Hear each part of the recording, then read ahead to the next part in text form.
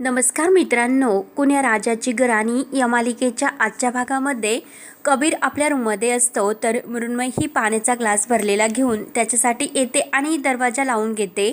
तेव्हा कबीर म्हणत असतो की अगं मृण्मयी, साठी दुधाचा ग्लास वगैरे घेऊन आली की काय? तेव्हा मृण्मयी म्हणते, अरे पाण्याचा ग्लास आहे आणि ती टेबलवर ठेवते आणि तू दुधाचा ग्लास हा येण्याची वाट बघत होता की काय, असे कबीरला विचारते। तेव्हा मृण्मयी ही कबीरचा हात आपल्या हातामध्ये घेते आणि कबीरला म्हणते की इतका उतावळा झाला का? तेव्हा कबीर बाजूला होतो आणि मृण्मयी तसे नाही असे सांगतो आणि नॉर्मल आहे ते सर्व दुधाचा ग्लास वगैरे। तेव्हा मृण्मयी म्हणते की हो का? मृण्मयी पुन्हा कबीरजवळ येते आणि कबीरच्या हातामध्ये हात देत, मी तुझी बायको आहे त्यामुळे तू इतका बोलण्यासाठी का घाबरतो, का संकोचपणा करतो? जे तुझ्या मनामध्ये आहे ते फक्त तुझ्या तोंडावर आले इतकेच। तेव्हा कबीर म्हणतो, तसे काही नाही माझ्या मनामध्ये आणि बेडवर बसतो। तेव्हा मृण्मयी म्हणते की तसे काही नाही म्हणजे, आणि मग असायला हवं असे बोलून ती पुन्हा कबीर शेजारी बेडवर बसते तर कबीर लगेच उठतो आणि कबीर म्हणतो की मृण्मयी अजून ते बाकी आहे ना, सत्यनारायण वगैरे काय म्हणतात ते? तेव्हा मृण्मयीमध्ये आपल्याकडे काही प्रथा वगैरे असतात। तेव्हा कबीर म्हणतो की हो, गुरुजींनी लांबवले, नाहीतर आतापर्यंत सर्व काही होऊन गेले असते। तेव्हा मृण्मयी मात्र वेगळा अर्थ करते आणि लाजते। तेव्हा कबीर म्हणतो की अगं प्रथा वगैरे पूजा ते होऊन गेले असते असे मला म्हणायचे होते। तेव्हा मृण्मयी म्हणते की अरे कबीर, माझ्यापासून इतका लांब का पळतोस रे? ये ना माझ्याजवळ बस ना।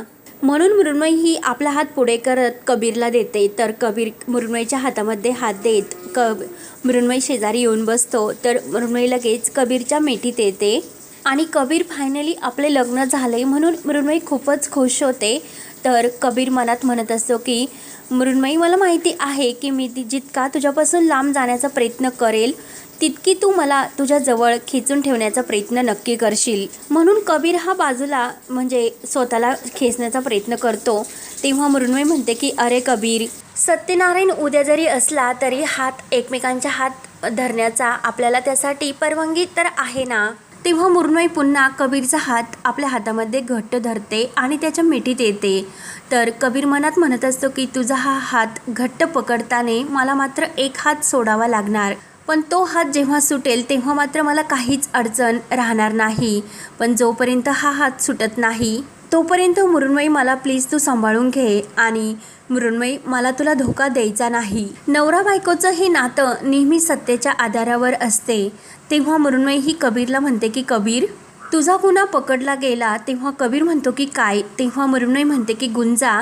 तेव्हा कबीर विचारतो की म्हणजे काय? तेव्हा मृण्मयी म्हणते की तिने तुला हरवलेस आणि हसायला लागते आणि मगाशी जेव्हा अंगठी शोधताना तू जिंकला होता, परंतु गुंजाने मात्र जो निकाल आहे तो माझ्या बाजूने दिला, म्हणून ती पुन्हा कबीरला मिठी मारते।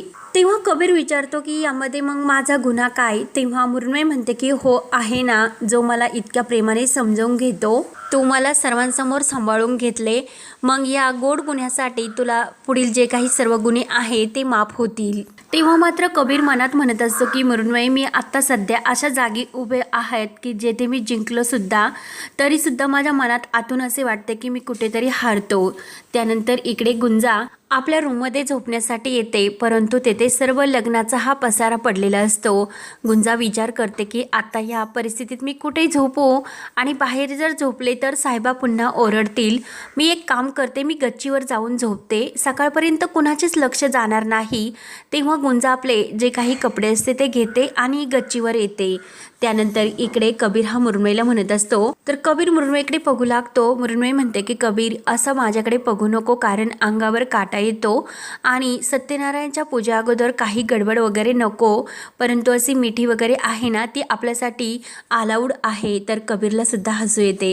कबीर खुश होऊन दूर जाण्याचा प्रयत्न करतो। तेव्हा कबीर म्हणतो की मला एक गोष्ट आठवली की आईने मला सांगितले होते की लग्नाच्या पहिल्या रात्री नवरा बायकोने एकत्र चंद्र बघायचा असतो। तेव्हा मृण्मयी म्हणते की अरे मग माझा चंद्र येथे माझ्या शेजारीच आहे, दुसरा चंद्र बघण्याची मला काही गरज नाही। म्हणून मृण्मयी पुन्हा कबीरला मिठी मारते तर कबीर म्हणतो की चल आपण टेरेसवर जाऊ आणि चंद्र बघू। तेव्हा लगेच मृण्मयी म्हणते की किती अनरोमॅन्टिक आहे रे तू, मी अगोदर किती स्वप्न बघितले होते की आपण खूप गप्पा मारू, एखादा गजरा तू माझ्या केसात मारशील. खरंच किती रोमांटिक आहे रे हे सर्व. तेव्हा कबीर खुश होऊन म्हणतो की उद्यापासून अख्खा जन्म आहे आपल्याकडे. मग आता चल आपण चंद्र बघूयात. तेव्हा कबीर मृण्मयीच्या हाताला धरतो. तेव्हा ते दोघे टेरेसवर येतात आणि चंद्र बघू लागतात. तर मृण्मयी खुश होऊन कबीरच्या मिठीत येते. तर कबीर म्हणत असतो की मृण्मयी, मला तुला एक गोष्ट सांगायची की मला थोडासा वेळ हवा आहे. तेव्हा मृण्मयी कबीरच्या मिठीत येत म्हणते की आपल्याकडे तर पुष्कळ वेळ आहे, मग तू हवा तेवढा वेळ घेऊ शकतो. मृण्मयी म्हणते की अरे मला व्यवस्थित समजाव, मी व्यवस्थित समजून घेईल. तेव्हा ती पुन्हा कबीरच्या मिठीत येते. तर कबीर म्हणतो की गुंजा. तेव्हा मृण्मयी म्हणते की गुंजा, आणि ते फक्त ती टेरेसवर काही येऊन झोपली म्हणून मृण्मयीचे लक्ष गुंजाकडे जाते. तर कबीर म्हणतो की अगं तिच्या रूममध्ये पूर्ण लग्नाचे सामान भरलेले आहे, त्यामुळे ती झोपली असेल इकडे. तेव्हा मृण्मयी म्हणते की मग तिने हॉलमध्ये झोपायचे ना, मग चल आपण तिला हॉलमध्ये घेऊन जाऊयात. तेव्हा मृण्मयी ही गुंजाच्या डोक्यावर हात ठेवून तिला उठवण्याचा प्रयत्न करत असते. तेवढ्यात मृण्मयीला समजते की खरंच गुंजाला खूप ताप भरलेला आहे. तेव्हा ती कबीरला म्हणते की हे बघ गुंजाला किती ताप भरला, ती ग्लॅनीमध्ये आहे, आपण तिला खाली घेऊन जाऊयात. मृण्मयी म्हणते की अरे हिच्या हाताला धर आणि हिला खाली घेऊन जाण्यासाठी मदत कर. तेव्हा ते दोघे गुंजाला आपल्या रूममध्ये घेऊन येतात. तर मृण्मयी म्हणते की अरे ही काहीतरी म्हणजे तापीमध्ये बरचळते.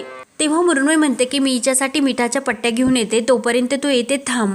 तेव्हा गुंजा ही तापेमध्ये बडबडत असते की आई मला माफ कर की साहेबाचं लग्न मोडले असते म्हणून तुला मी हुसकावून लावले. तर कबीरला धक्का बसतो. तेवढ्यात मृण्मयी ही लगेच गुंजासाठी त्या मिठाच्या पाण्याच्या पट्ट्या घेऊन येते आणि मृण्मयी तिच्या त्या डोक्यावर मस्त अशा पट्ट्या ठेवत असते आणि कबीरला म्हणते की अरे काय बघत बसला तू, तिच्यासाठी काहीतरी टॅबलेट वगैरे औषध घेऊन ये ना. तेव्हा कबीर हा टॅबलेट शोधू लागतो, परंतु कुठेही त्याला सापडत नाही. तो म्हणतो मृण्मयी मी आईच्या रूममधून घेऊन येतो. तेव्हा मृण्मयी म्हणते की अरे कशाला उगाच सर्वांना त्रास देतो, कारण सर्वजण दमलेले आहेत, आपण तिला इथे उगाच आणले का. तेव्हा तू शोध, तुला सापडेल. तेव्हा कबीर म्हणतो की मी किचनमध्ये जातो आणि तेथे शोधतो. मृण्मयी म्हणते की खरंच किती ताप भरला गुंजाला. आणि कबीर तू एक काम कर, तू बाहेर हॉलमध्ये झोप, मी हिची काळजी की मला घ्यावी लागणार. तेव्हा कबीर मात्र मनात म्हणत असतो की मृण्मयी तुझं आणि गुंजाचं जे नातं आहे ते मी तुला कसे समजून सांगणार तेच मला कळत नाही. जितकी तुमची दोघींची ही जवळीक वाढत जाईल तितकं माझ्यासाठी ते कठीण होत जाणार. त्यानंतर दुसऱ्या दिवशी सकाळी मस्त अशी सत्यनारायणची पूजा मांडलेली असते. पूजा संपन्न होते, आरतीसुद्धा होते. तर गुरुजी जातात. तर मधू म्हणते की आता सर्व काही हे पार पडले, मग छान असा उखाणा घ्या. सर्वेश्वर, माया आणि उमेर हे सर्व आलेले असतात. तर सर्वात पहिला उखाणा कबीरला घेण्यासाठी सांगत असतात. सर्वजण कबीरला उखाणा उखाणा म्हणून चिडवत असतात. तर माया म्हणते की कबीर बायकोचं नाव घेण्यासाठी इतका कसा कंटाळा येतोस रे तुला. तेव्हा विजय म्हणते की मायाताई नाव जर घ्या म्हटलं आणि लगेच जर नाव घेतले तर मज्जा काय कसली. तेव्हा कबीर म्हणतो की उखाणा वगैरे काही येत नाही मला. आणि मृण्मयीकडे बघून तो सर्वांसमोर म्हणतो की मृण्मयी. तर मृण्मयीसुद्धा खूप खुश होते आणि कबीरसुद्धा. तेव्हा सुबोध म्हणतो की आमचे लग्न झाले तेव्हा वर्षभर तू आमच्या मागे लागला होतात की उखाणा घ्या, मग आता तू उखाणा घेतल्याशिवाय नाही थांबायचे. तेव्हा सर्वेश्वर म्हणतात की जावई बापू मी जसे सांगतो तसे तुम्ही उखाणा घ्या. तेव्हा सर्वेश्वर सांगू लागतो की रणरणत्या उन्हामध्ये ही गार सावली, मृण्मयी मला पावली पण माया मामी मला रागवली. तेव्हा मात्र सर्वांना खूप हसू येते आणि लगेच कबीर म्हणतो की हा उखाणा नको, मी दुसरा उखाणा घेतो. कबीर म्हणतो की सत्याच्या शोधात भटकलो वनवन, मृण्मयीच्या येण्याने स्थिर झाले जीवन. तेव्हा कविता मात्र ही कबीरला चिडवते आणि भाऊजी खरंच तुमचे जीवन स्थिर झाले ना, नाहीतर कुणाच्या तरी शोधात पुन्हा डोंगरवाडीला जातात. तर कबीर गुंजा एकमेकांकडे बघू लागतात. तेव्हा मृण्मयीला सर्वजण उखाणा घेण्यासाठी सांगतात. मृण्मयी म्हणते की मी सर्व पाठ केले होते परंतु आता तर लक्षातच नाही. तेव्हा विजय म्हणते की मृण्मयी मी म्हणते तू माझ्या मागे म्हण. तेव्हा चांदीच्या ताटामध्ये ठेवले होते फणसाचे गरे असे म्हणणार. तोच माया म्हणते की खरंच शी काय उखाणा. तेव्हा सर्वेश्वर लगेच म्हणतो की खरं तर मुलीला नाव घेण्यामध्ये आईने मदत करायची असते, परंतु आमच्या मुलीच्या आईला फक्त नाव ठेवता येतात, नाव घेता येत नाही. तेव्हा सर्वजण मायावर हसतात. तर सर्वेश्वर म्हणतो की गुंजा तू सांग, मृण्मयीला एखादा उखाणा, तू तिला मदत कर. तेव्हा मृण्मयी म्हणते की हो गुंजा सांग ना. तेव्हा गुंजा लगेच प्रत्येक वळणावर बघितली आहे वाट आणि त्यांच्या प्रेमामध्ये कितीतरी ओलांडले घाट, तर मृण्मयी ही गुंजाच्या मागे म्हणत असते. तेव्हा कबीर मात्र खूप घाबरतो आणि गुंजा काय करते, त्यामुळे इथून पुढे अजून सुद्धा गोंधळ नको, त्यामुळे स्टॉप स्टॉप असे तो मनात म्हणत असतो. गुंजा पुढे म्हणते की आज आली आहे अखेर ती सोनेरी पहाट आणि साहेबाचं. तर सर्वजण धक्क्याने गुंजाकडे बघू लागतात. तर हा भाग येथे संपतो. पुढील भागामध्ये सत्या आणि बाबळे हा डोंगरवाडीला आलेले असतात आणि आजी सुद्धा तेथेच असते. तिला मात्र काही आठवत नसते. सत्या म्हणत असतो की हे बघ, हे मी सत्या आणि ही बाबळी आणि गुंजा तिची लेक. तेव्हा ती कडूआजी असते, ती सत्याकडे बघत असते आणि भूत्या ही सर्व ऐकत असतो आणि मनात म्हणत असतो की म्हातारे, गुंजाचे जे काही सत्य आहे ते सत्याला सांगून टाक. त्यानंतर इकडे कबीरच्या तोंडामध्ये जी जिलेबी असते, तर सर्वजण मृण्मयीला म्हणत असतात की तू पुढे हो आणि कबीरच्या तोंडामध्ये जी जिलेबी आहे ते एकमेकांनी ओढून खा. तर गुंजा आणि कबीर एकमेकांकडे बघत असतात आणि कबीर हा मृण्मयीकडे आपला जी तोंडामध्ये जिलेबी असते ती धरण्याचा प्रयत्न करत असतो. ते आता पुढे काय होणार हे पाहण्यासाठी चॅनलला नक्की सबस्क्राईब करत राहा. धन्यवाद.